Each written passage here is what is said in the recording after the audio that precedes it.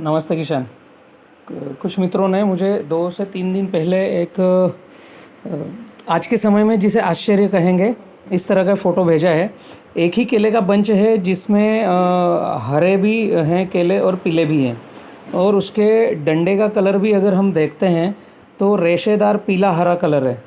केला ऐसा दिख रहा है एक तरफ से जैसे पूरा पका हुआ केला निकला है बंच, लेकिन ये पका हुआ नहीं है, केवल इसका कलर पीला है।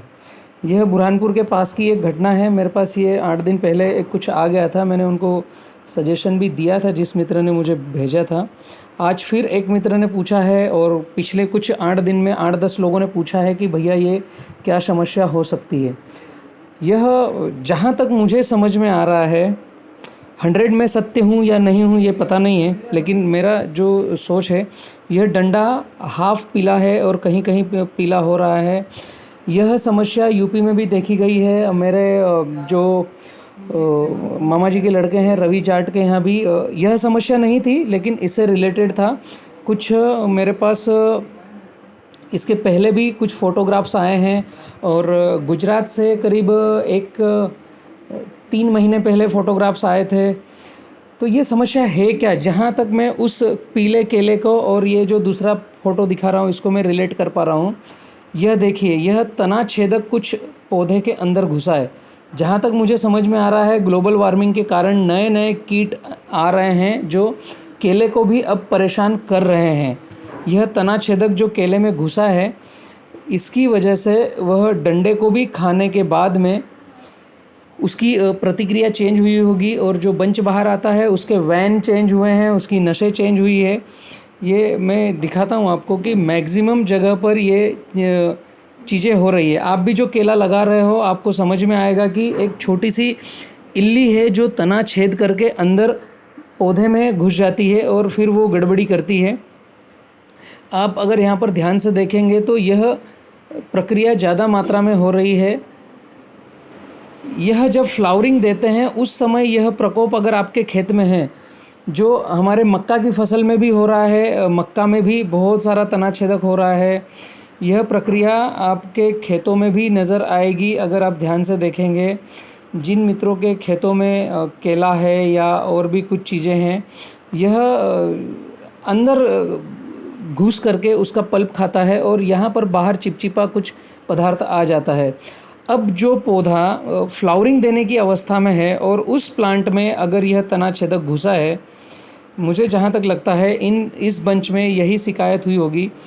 रवि जाट के यहाँ पर भी 1-2 बंच में ये शिकायत हमने देखी थी कि तो उसके फील्ड में जो तना छेदक के कारण जो डंडे पे रेशे रेशे आए हुए थे, ये जो बंच निकला है, मैं कहना ये चाह रहा हूँ, ये जो बंच निकला है इसको जो तना छेदक इल्ली है या जो कीड़ा है उसने इस बंच को अंदर ही मतलब इसका जहाँ से ये बंच ऐसे ऊपर चढ़ता है और फिर बाहर निकलता है, तना छेदक ने इस बंच की वैन को, एक तरफ की वैन को चट करने के बाद भी वह बंच पूरा बाहर निकला है। उसकी वजह से ये वन साइड गड़बड़ी हुई है। जिस तरफ की वैन चोकिंग है या जिस तरफ का वो तना छेदक ने उस बंच को चट कर लिया है, खा लिया है अपनी भाषा में, उस तरफ यह गड़बड़ी हुई है। एक तरफ पीला दिख रहा है और एक तरफ 100 हरा है। यह विकृतियाँ पूरे भारत में कहीं कहीं देखी जा रही है।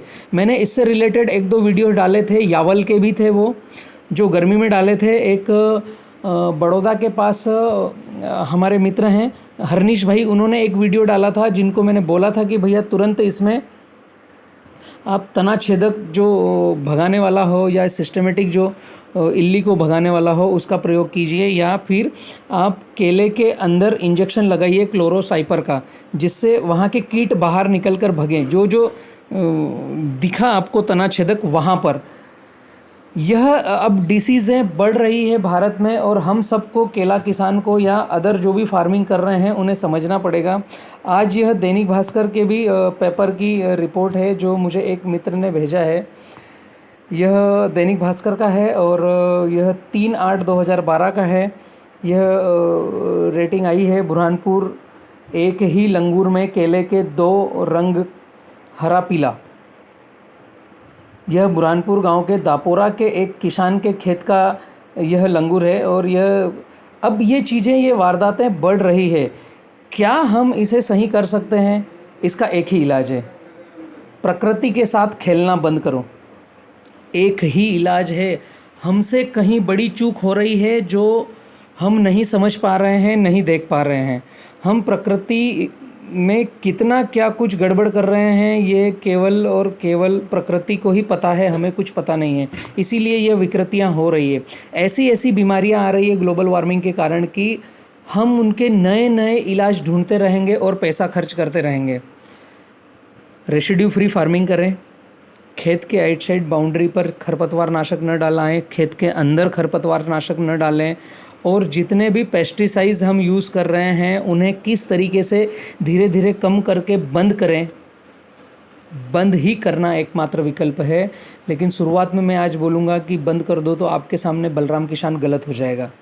किसान भग जाते हैं जब मैं बोलता हूँ कि पेस्टिसाइड्स को बंद करो। मुझे खुशी होती है मैं ये बोलता हूँ, लेकिन आप मित्रों को लगेगा चोट। ग्लोबल वार्मिंग के कारण बहुत सारी गड़बड़ियाँ हो रही है, लेकिन इसके जिम्मेदार हम किसान ही नहीं हैं। केवल बड़ी बड़ी इंडस्ट्रियाँ जो पोल्यूशन कर रही हैं, धुआं फेंक रही है, कुछ गड़बड़ियाँ हो रही है, प्रकृति के सपोर्ट में ऑक्सीजन कम हो रहा है, ओजोन परत में छिद्र हो रहे हैं। ये सारी दिक्कतें हैं कि नई नई बीमारियां आ रही है जो हमने 1000 साल में नहीं देखा, अब देखने को मिला है। अगर ऐसा होगा तो अब ये केला पकेगा कैसा? इसका अगर आप वेन देखोगे इस डंडे का, तो डंडे का कलर 2 भाग में है, एक तरफ हरा एक तरफ पीला है। ऐसे बहुत से किसानों तक हो रहा है, लेकिन किसान पाठशाला ने जो मुहिम छेड़ी है, इस मुहिम के कारण पूरे भारत के किसान अब कुछ कुछ गलतियां जो हो रही है वो किसान पाठशाला तक पहुंचा रहे हैं, और उससे हम यूट्यूब चैनल के माध्यम से पूरे भारत तक भेज रहे हैं कि आप भी सभी देखिए, समझिए क्या हो रहा है। अभी यह एकदम शौक लगने वाली बात है कि एक तरफ हरा है और एक तरफ पीला है। कैसे बचें? एक ही विकल्प है, प्रकृति के साथ में छेड़छाड़ बंद करो, और तुरंत हमारे खेत में कुछ अनइवन हो रहा है तो उसे रोकने की कोशिश करो। प्राकृतिक कृषि या रेसिड्यू फ्री फार्मिंग पर आ जाओ।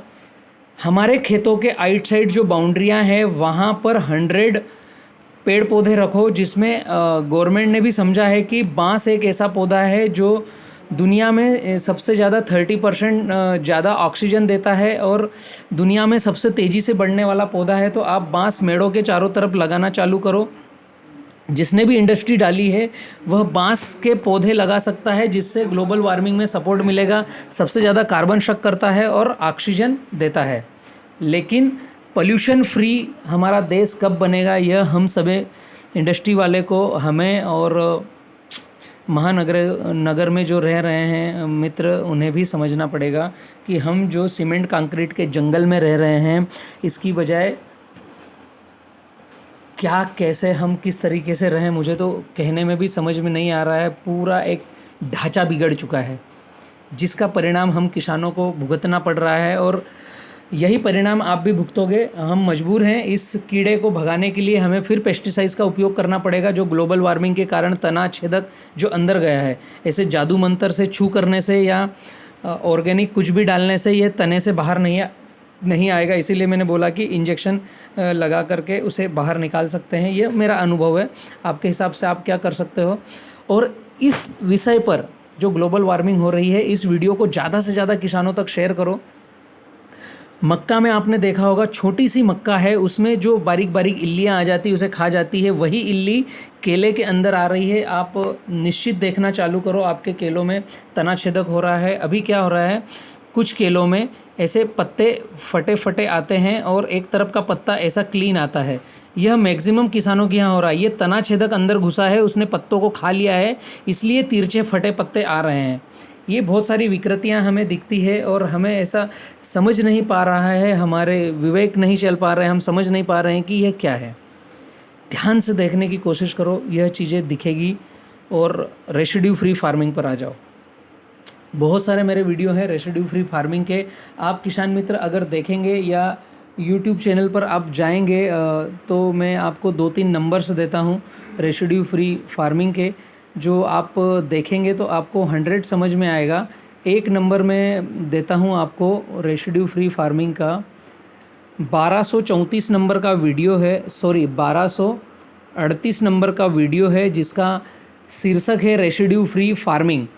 एक आप ये देख सकते हो। दूसरा, आप वीडियो पूरा अगर 100 समझना है तो आप देख सकते हो 1233 नंबर का वीडियो जिसका शीर्षक है किसान खर्च आधा उत्पादन ज़्यादा। और तीसरा आप वीडियो देख सकते हो 999 नंबर का जिसका शीर्षक है 70-30 खेती 70-30 फार्मिंग। यह किसान पाठशाला के यूट्यूब चैनल पर मिलेगा और इनसे आपको काफ़ी हद तक मदद मिलेगी कि हम फार्मिंग को किस दिशा में ले जाएं, हमारी कृषि को किस दिशा में ले जाएं, ताकि आगे चल कर के इस तरह की विकृतियां ना हो। ज़्यादा से ज़्यादा किसानों को बोलूँगा यह वीडियो ज़्यादा से ज़्यादा लोगों तक शेयर करें। एटलीस्ट केला किसान तो ज़रूर शेयर करें। यह विकृतियां अभी 2020 अभी 8 जुलाई है। आज मेरे राम जी का मंदिर का उद्घाटन भी हुआ है। मैं बहुत खुश हूँ। ज़्यादा से ज़्यादा ये वीडियो शेयर कीजिए। आज की तारीख में कभी भूलूंगा नहीं। और आप मित्रों भी मत भूलिए, ताकि हमारी ग्लोबल वार्मिंग में जो गड़बड़ियाँ हो रही है उसे ठीक हम किसान और हम पब्लिक ही मिल करके कर सकते हैं। देखने की कोशिश करें, खेतों में जाने की कोशिश करें, और जाते ही हैं हम, लेकिन छोटी छोटी बारीकियों को पकड़ने की कोशिश करें। ज़्यादा से ज़्यादा शेयर करो। और जिन्होंने अभी तक यह चैनल सब्सक्राइब नहीं किया है, तुरंत लाल कलर का बटन जो साइड में सब्सक्राइब का दिख रहा है उसे सब्सक्राइब कीजिए, ताकि मेरे वीडियो आप तक ज़्यादा से ज़्यादा पहुंच पाए। आने के बाद इसका इलाज कुछ नहीं है। आने के पहले हमें प्रोटेक्शन करना पड़ेगा, रेसिड्यू फ्री फार्मिंग करना पड़ेगी, जो आपको 1233 नंबर का वीडियो किसान पाठशाला के चैनल पर मिलेगा रेसिड्यू फ्री फार्मिंग का। थैंक यू मित्रों जिन्होंने मुझ तक यह बाइट भेजी है, और मैंने कोशिश किया है कि मेरे अनुभव आप तक भेजूं। आप जो भरोसा कर रहे हो इसके लिए बहुत बहुत धन्यवाद। थैंक यू किसान। धन्यवाद किसान।